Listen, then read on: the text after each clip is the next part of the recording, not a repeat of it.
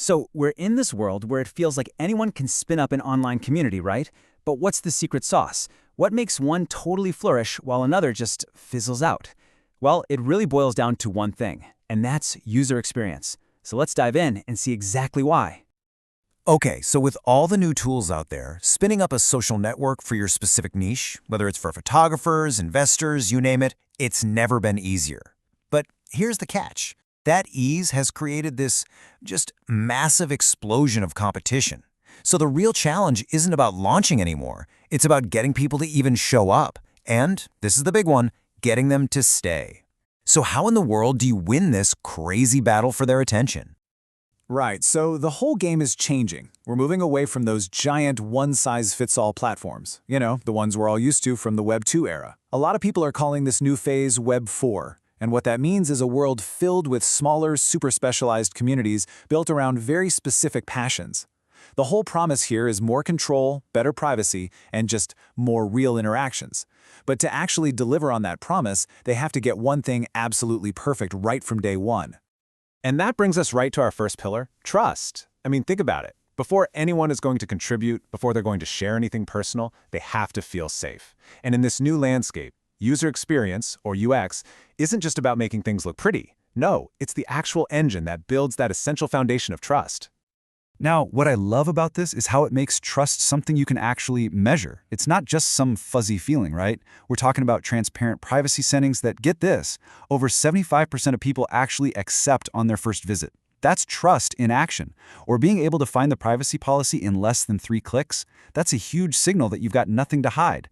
Clear, easy-to-find guidelines. That creates a real sense of safety. See? These aren't just features on a checklist. They're direct signals that you respect your users. Okay, so once you've earned that trust, you've got to deliver on the second pillar, and that's performance. Because in these niche communities, your users are often experts, and believe me, they are way less forgiving of a clunky, slow experience. They'll just bounce right back to the big, established platforms if your site feels sluggish. Speed isn't a nice-to-have, it's an absolute baseline requirement. And here is the number that should honestly keep every single community builder up at night. 3 seconds. If your page takes any longer than this to load, especially on a phone, The chance that a user is just going to give up and leave, well, it doesn't just go up a little bit, it absolutely skyrockets. by a mind-blowing 53%. Think about that. More than half of your potential members are just gone. They're gone before they even get to see your awesome content.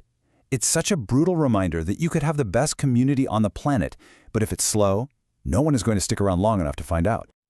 So, the takeaway here is you need hard targets. You can't just hope it's fast. For any new community, you've got to be aiming for what's called First Contentful Paint. That's just the moment something, anything shows up on the screen in under 1.5 seconds. And for real-time stuff like chats or live feeds, that delay, the latency, has to be under 100 milliseconds for it to feel instant. These are the absolute non-negotiables. all right, so you've built trust, you've nailed performance. Now for the most important piece of the puzzle, actually keeping your users around. This is where we get into what's called engineering retention, and it's all about thoughtfully designing the user's entire journey, from that very first click all the way to becoming a loyal core member of your community. That first-time user experience, the onboarding, it is everything. Your number one goal has to be getting a new user to their aha moment, you know, that instant where they totally get the unique value of your community, as fast as humanly possible. We're talking under 3 minutes tops. That means a dead simple sign-up, immediately asking them what they're into so you can personalize their feed, and then guiding them to make that first meaningful contribution. It could be a comment, a post, whatever. Just get them involved. And this right here, this slide just nails the difference in that day-to-day experience. For a community of investors, right, a generic like button is totally meaningless. But custom reactions like bullish or bearish, now you're talking. That creates specific, valuable communication. And instead of some mysterious black box algorithm deciding what they see, you give them powerful filters so they can see exactly what they want. Like, say, posts only about stocks on their personal watch list. This is what superior, niche-focused UX actually looks like. And you can't forget about your creators. They are the absolute lifeblood of your community.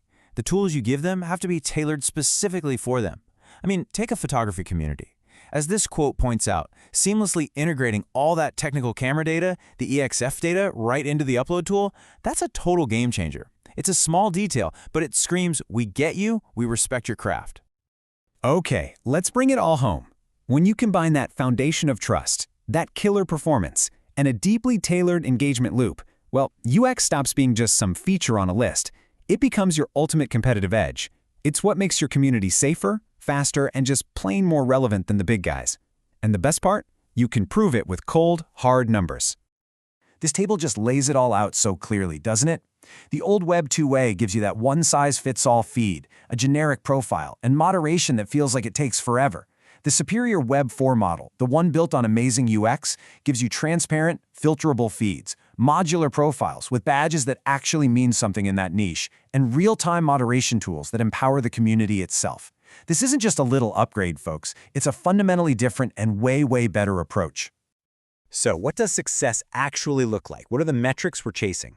Here's the first big one. A healthy, growing niche community should be able to hold on to over 30% of its new users after that first week. If you're hitting that, it means your onboarding is working. It means people are finding that aha moment early and they're sticking around for more. And the second critical number to watch is the DAU to MAU ratio. That's just your daily active users divided by your monthly active users.